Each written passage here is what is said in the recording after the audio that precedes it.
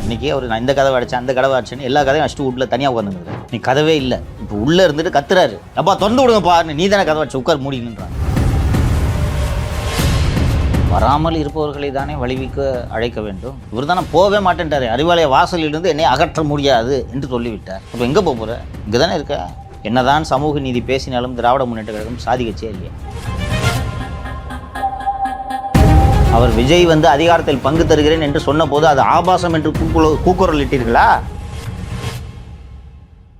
சரி சார், அதோட தொடர்ச்சியாக திருமாவளவன் அவர்கள் ஏன் தொடர்ந்து பேசிட்டு வர்றாரு? நேற்று தான் பேசணும்.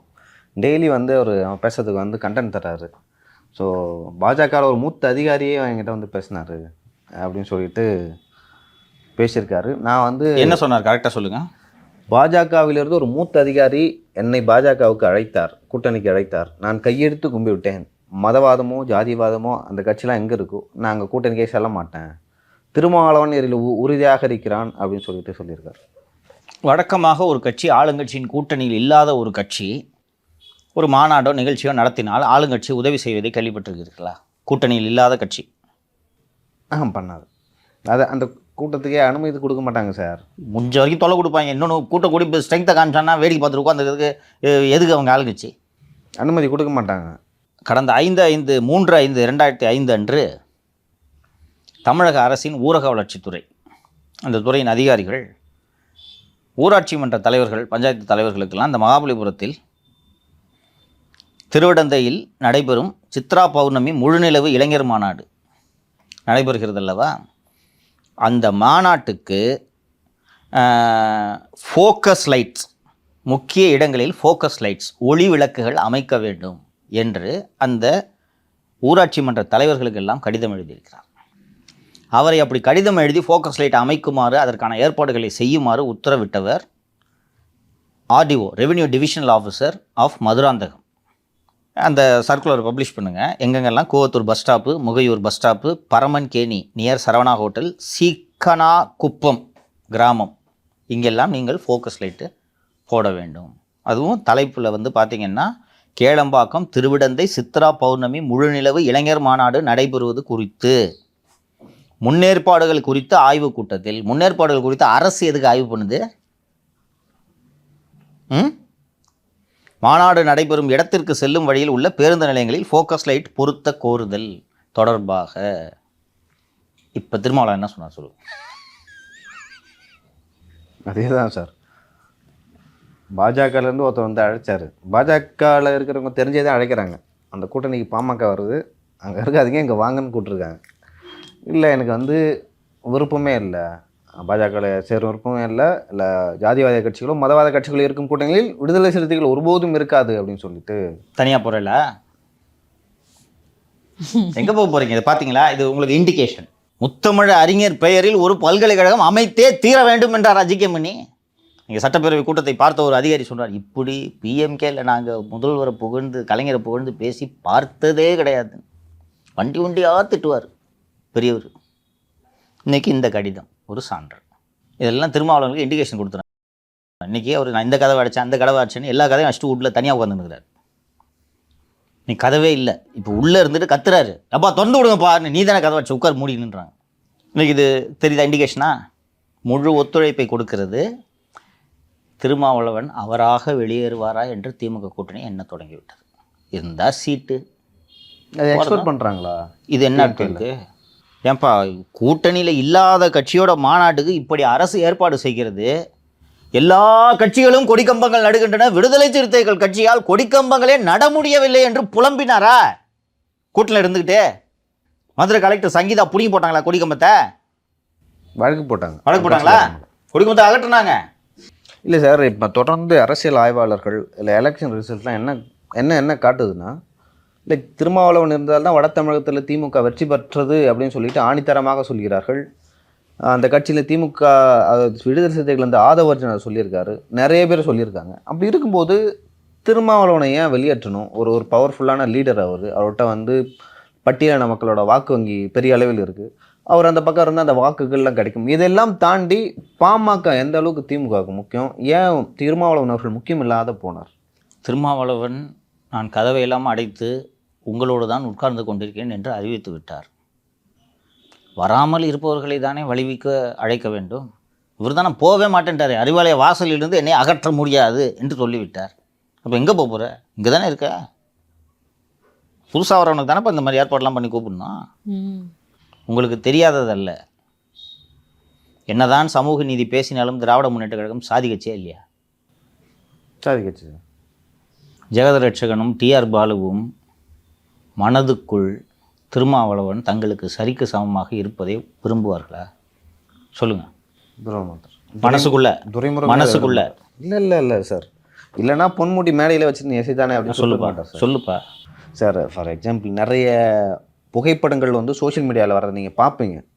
திமுக தலைவர்களை திருமாவளவன் அவர்கள் எப்போதெல்லாம் சந்திக்கிறாரோ அப்போல்லாம் வந்து இப்படி ஒரு சோஃபாவில் திமுக தலைவர் உட்காந்துப்பார், ஒரு சேர், பிளாஸ்டிக் சேர் போட்டு. நான் அதெல்லாம் பேச வேணான்னு நினச்சேன், காண்டாகுது.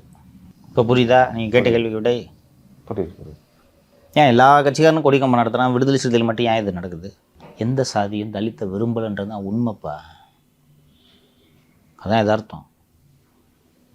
கம்யூனிஸ்டுகளை தவிர வேறு எந்த கட்சியும் சாதி பார்க்காத கட்சி தமிழ்நாட்டில் கிடையாது. தான் உண்மை. சார் விஜய் இப்போ தனியாக தானே இருக்காரு சார், இன்னும் எங்கேயும் போய் ஜாயின் பண்ணல. ஆல்ரெடி கூப்பிட்டுருக்காருல்ல. வெளியே தனியாக இருக்காரு, உள்ளே பேசி கொண்டிருக்கிறார். கூப்பிட்ட போது அவர் என்ன பேசுனீங்க? இந்த வாயால் என்ன பேசுனீங்க? அவர் விஜய் வந்து அதிகாரத்தில் பங்கு தருகிறேன் என்று சொன்ன போது அது ஆபாசம் என்று கூக்குரல் இட்டீர்களா? பட் அரசியல்ல அன்னைக்கு ஒன்று பேசுவாங்க, இன்னைக்கு ஒன்று நடக்கும். சொல்லுங்கப்பா. இப்போவும் என்ன சொல்றீங்க? மதவாத கூட்டணியில் இருக்க மாட்டேன். எனக்கு போன வாரம் தானேம்மா விஜய் கதை அடிச்சேன்னு சொன்னீங்க. இப்போ பேசுங்க. நீங்கள் சொல்கிறது சரி. ஆனால் இப்போ விஜய் கதவை இவர் தானே அடிச்சாரு. அடைத்து விட்டு இப்போது அங்கே எங்கேயே சொல்வது, அண்ணே நானே கதவை அடிச்சுட்டு நான் அங்கிட்டு போகலான் இருக்கேன். அந்த விருமாண்டியம்மா, அது என்ன பேர்? விக்கிரவாண்டி. கரெக்ட். விக்கிரவாண்டியில் விஜய் கேவன் இண்டிகேஷன். அன்னைக்கு இதெல்லாம் ஃபார்ம் ஆகலை. Vijay gave an indication. அன்னைக்கு கட்சி தொடங்கும் போதே அதிகாரத்தில் பங்களிக்கிறேன் என்று சொல்லுவது வரவேற்கத்தக்கது. முடிஞ்சு போச்சா? நல்ல விஷயம் தானே. விகடன் மேடை திருமாவளவனை கட்டி தழுவியிருப்பார் விஜய். தமிழகத்தோட அரசியல் தலையெழுத்தே மாறி போயிருக்கும். விகடன் மேடையில் ஒரு பங்கெடுத்திருந்தார். மிகப்பெரிய 3வது அணியம் வந்திருக்கும்.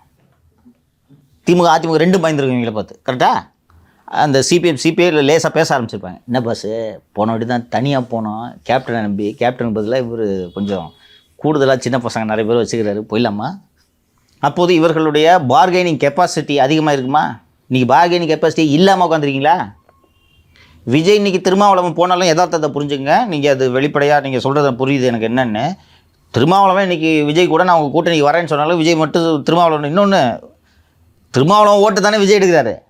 இப்போ விஜயால் விஜய் கூட்டணிக்கு சென்று திருமாவளவன் என்ன வேல்யூ ஆட் பண்ண போகிறாரு? உங்கள் ஓட்டு அங்கே போய் சேர்க்கணும். இல்லை, உங்களுக்கு முழுசாக கன்வெர்ட் ஆகும்ல? முழுசாக கன்வெர்ட் ஆகும். ஜெயிக்கிறதுக்கு போதுமா அது? வட தமிழகம் ஓகே, விடுதலை சிறுத்தைகள் மற்றும் தாவேக மட்டும் ஒரு கூட்டணி அமைத்து தமிழகத்தை வெல்ல முடியுமா? திமுக ஆட்சிக்கு வருவதை தடுக்க முடியுமா? சொல்லுங்கள். விஜய் எதுக்கு திமுக கூட்டணி ஆட்சிக்கு வராமல் இருக்கிறதுக்கு எந்த எல்லைக்கும் செல்லுவேன்னு அந்த பூத்து முகவர்கள் மாநாட்டில் சொன்னார். எந்த எல்லை என்றால் எது? பிஜேபி தான் அந்த எல்லை. அந்த எல்லைக்கும் செல்லுவேன் என்பதுதான் அதன் பொருள். கல யதார்த்தத்தை புரிந்து கொண்டு விஜய் கூட அரசியல் செய்கிறார். விஜய் வந்து அதை ஜஸ்டிஃபை பண்ணுவார். ஒரு தமிழர் முதல்வராக நான் உழைக்கிறேன்னுவார். அது வந்து 2029 எலெக்ஷனு. ஓகேங்க, பிஜேபி. ஆமாம், தமிழ் திமுக ஆட்சிக்கு வரக்கூடாதுன்றதுக்கா இல்லை மத்தியில் யார் ஆட்சிக்கு வரணுன்றதுக்கா? சிம்பிளாக முடிச்சுடுவார் விஜய். பிஜேபி ஆட்சிக்கு வரப்போதா? அதிமுக கூட்டணி சேர்ந்து 26 பிஜேபி ஆட்சிக்கு வரப்போதா? வராது. பழனிசாமி யார் தலைமையிலான கூட்டணின்னு சொன்னார்? யார் ஆட்சி அமைப்புன்னு சொன்னார்? அதிமுக ஆட்சியா பிஜேபி ஆட்சியா? அதிமுக. என்ன தப்பு சேர்ந்தா? கூட்டணி அதிமுக தலைமையிலான கூட்டணி. அதிமுக தலைமையிலான கூட்டணி ஆட்சி என்று ஒருபோதும் நாங்கள் சொல்லவில்லை. அதிமுக தலைமையிலான கூட்டணி ஆட்சி அமைக்கும் என்றுதான் அமித்ஷா சொன்னார். அதிமுக கூட்டணி ஆட்சி அமைக்கும் என்று சொல்லவில்லை. அதிமுக தலைமையிலான கூட்டணி ஆட்சி அமைக்கும், அதிமுக தலைமையில் கூட்டணி ஆட்சியை அமைக்கும் என்று அவர் சொல்லவில்லை என்று எடப்பாடி தெளிவுபடுத்தி விட்டார். 2-3 முறை சொல்லிட்டார். அப்போ அதை ஆதரிக்கிறது விஜய்க்கு என்ன பிரச்சனை? அப்போ அந்த கதவும் க்ளோஸடா? இப்போது திருமாவளவன் முன்பு இருக்கும் வாய்ப்பு மதவாதம், சாதியவாதம். சாதியா மதமா? இது இரண்டில் மதத்தை தேர்ந்தெடுப்பது பெட்ரு. இல்லை நீங்கள் வந்து மதத்தை தேர்ந்தெடுப்பு பெற்றல அதுவும் வந்து ஒரு ஆபத்து விலகக்கூடிய அவர் எப்படி ஜஸ்டிஃபை பண்ணலான்னா இது பிரதமருக்கான தேர்தல் இல்லை அது சொல்லி ஜஸ்டிஃபை பண்ணல. நான் உங்கள்கிட்ட யதார்த்தத்தை பேசுகிறேன். ஏன் அப்படி பெட்டர்னு சொல்றீங்க சார்? ஏம்மா உங்களை சாதி ரீதியாக இழிவுபடுத்துகிறாங்கம்மா, இழிவை சந்திக்கிறீங்கம்மா. உங்களுக்கு பிரச்சனையே பாட்டாளி மக்கள் கட்சி நடந்தால் தானே, அது எந்த சாதின்னு நான் சொல்ல விரும்பல, அதனால தானே பிரச்சனை. அப்படி இருக்கும்போது நீங்கள் அதை எதிர்கொள்கிறது இது தானே சரி.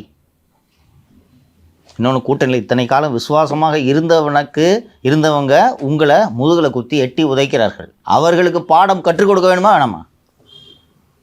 உங்களால் வெற்றி பெற்றவர்கள் அவங்க. உங்களால் வெற்றி பெற்றவர்கள், அருமையாக சொன்னீர்கள். உங்களால் வெற்றி பெற்றவர்கள் அவர்களுக்கு பாடம் கற்றுக் கொடுக்க வேண்டுமா வேண்டாமா?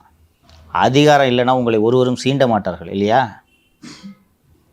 இப்போ அதிகாரம் இல்லைன்னா 29 MP அவங்களை திருப்பி கட்சி இருக்குமா? மாநில கட்சி என்ற அங்கீகாரத்தை தக்க வைப்பீர்களா? தக்க வைக்கிறதுக்கு என்ன செய்ய வேண்டும்? அதிகாரம் இருக்கணும் சார், ஓட் பர்சன்டேஜ் இருக்கணும். அதை நோக்கித்தான் செல்கிறது.